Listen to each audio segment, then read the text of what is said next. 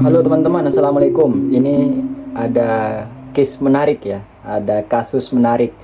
Seseorang bertanya, Mas, saya punya problematika kehidupan yang pelik. Apa Pak? Apa? Jadi gini Mas, ada orang pinjam uang, nggak ada transaksinya, nggak ada hitam di atas putih, saling kepercayaan. Pinjam uang 15 juta. Karena saling kepercayaan, wes lah bayar semampunya aja, asal rutin, nggak apa-apa, nggak ada bunga. Oke, deal. Bulan pertama bayar 100.000, bulan kedua 500.000, semampunya lah, tapi rutin tiap bulan. Tapi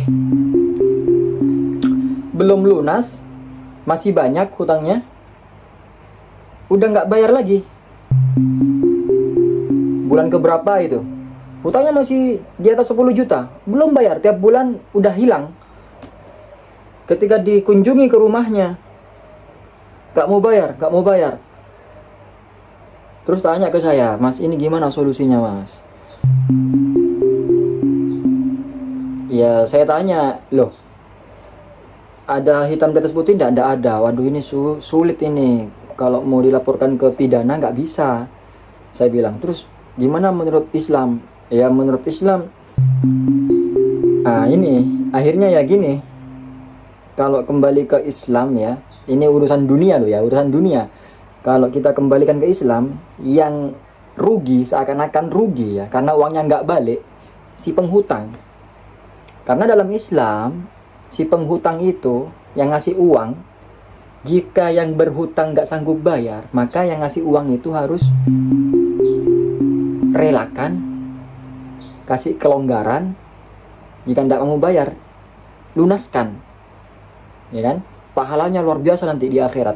Tapi yang di akhirat, di dunia butuh uangnya gimana? Nah, ini kalau di agama Islam tetap tagih. Tapi kalau udah ditagih terus nggak bayar, kalau nggak ditagih juga pura-pura lupa, ya wes lah.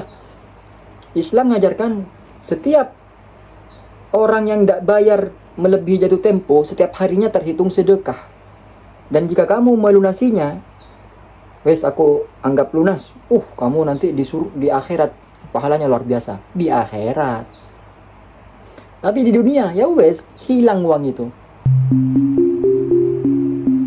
Si penanya nggak puas, waduh ya gimana ya, saya butuh uangnya ya Mas, gimana ya? Jadi gini Pak, saya kasih solusi berarti akhirnya. Gini aja Pak, ini karena nggak ada hitam di atas putih, dan si penjual si berhutang juga nggak pindah rumah, bisa dikunjungi. Gini aja Pak, kata saya, jenengan terus ikhtiar tagih uang itu. Caranya bagaimana? Jenengan bermain ke rumahnya yang berhutang, kumpulkan ahli warisnya yang berhutang, jenengan cari saksi, ngajak saksi, laki-laki 2 orang, lalu ngajak mudin atau tokoh masyarakat sebagai saksi, lebih bagus, tapi minimal saksi 2, tapi kalau ramai juga nggak apa-apa. Di pertemuan itu, yang memberikan hutang, yang berhutang, ahli warisnya yang berhutang, dan saksi-saksi. Lalu katakan, Bapak Ibu, saya ngasih uang ke Bapak ini 15 juta, yang terbayar masih 2 juta, 13 jutanya belum terbayar. Saya butuh uang dan saya ingin uang itu balik dengan cara apapun. Meskipun nanti misal saya meninggal, uang itu harus dibayar ke ahli waris saya. Makanya di sini, di pertemuan ini, Bapak Ibu menjadi saksi. Jika Bapak ini akhir hayatnya belum bayar hutang ke saya, maka saya ingin ahli waris dari Bapak ini untuk terus menjadikan tanggungannya. Atau ketika Bapak ini meninggal, ada namanya tirkah. tirkah ini adalah uang peninggalan seseorang sebelum diwariskan ke ahli waris, harus disalurkan ke yang berwenang, yang berhak. Salah satunya adalah yang minjamin uang. Jadi misal saya mati, sebelum harta saya dibagi ke ahli waris, itu saya harus bayar dulu hutangnya.